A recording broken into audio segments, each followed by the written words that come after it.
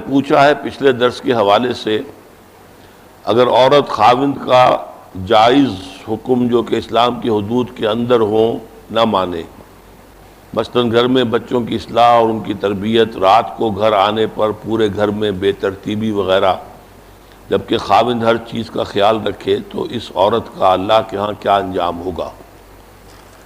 یہ ہو سکتا ہے کہ لکھنے والے جو ہیں وہ اپنے بارے میں تو بہت حسن ظن رکھتے ہیں اور بیوی کے بارے میں بہت سوء ظن رکھتے ہوں، انہیں بھی اپنے طرز عمل پر نگاہ ڈالنی چاہیے کہ کہیں ان کے ہاں بھی کوئی کوتاہی نہ ہو۔ بہرحال اگر کوتاہی نہیں ہے اور کوتاہی یک طرفہ جو ہے بیوی کی ہے تو وہ گناہ گار ہے، اللہ تعالیٰ کے ہاں اس کی پکڑ ہوگی۔ قرآن اور حدیث کی روشنی میں بتائیے کہ داماد کی کیا اہمیت ہوتی ہے۔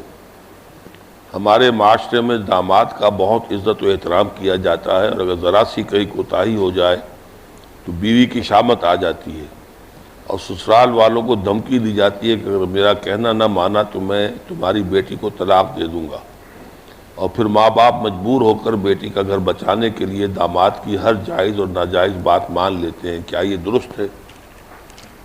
یہ تو سوال کے اندر ہی جواب موجود ہے کہ قطعاً درست نہیں ہے۔ ایسے ٹھیک ہے کہ داماد کا ایک حق ہے گھر پر اپنی جائز جو بھی وسعت ہے اس کے مطابق اس کی مدارات، اس کے ساتھ بہتر سلوک کرنا چاہیے، احترام ہونا چاہیے، لیکن یہ کہ اس کی بنا پر جائز کو ناجائز یا ناجائز کو جائز کر لینا درست نہیں ہے۔ اللہ پر توکل ہونا چاہیے۔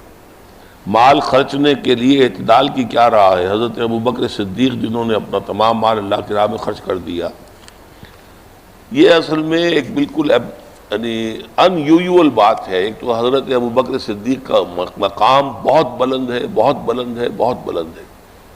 دوسرے وہ سچویشن ایسی تھی کہ اسلام پر بڑا ہی کریٹیکل ٹائم تھا سلطنت روما سے ٹکراؤ کا، ورنہ عام حالات میں ایک اور صحابی نے یہی چاہا تھا کہ اپنی ساری دولت اللہ کے راستے میں دے دیں، جائیداد دے دیں۔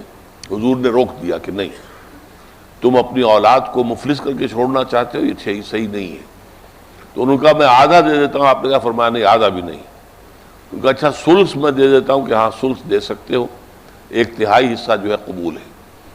تو اس سے ہمیں رہنمائی ملتی ہے کہ عام حالات میں صدقے کی انتہا جو ہے وہ ایک تہائی ہے، اور یہی ایک تہائی وراثت کے اندر بھی آدمی جو ہے وصیت کر سکتا ہے، کسی ادارے کے لیے، کسی دینی کام کے لیے، کسی اور چیریٹیبل جو بھی کوئی ادارہ ہو، 1/3 جو ہے وہ اپنی جو بھی پراپرٹی ہے اس کو وہ کر سکتا ہے، اس سے زائد نہیں۔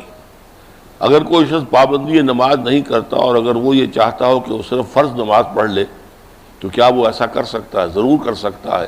اللہ تعالیٰ اس سے پھر مزید کے لیے راستے خود کھول دے گا۔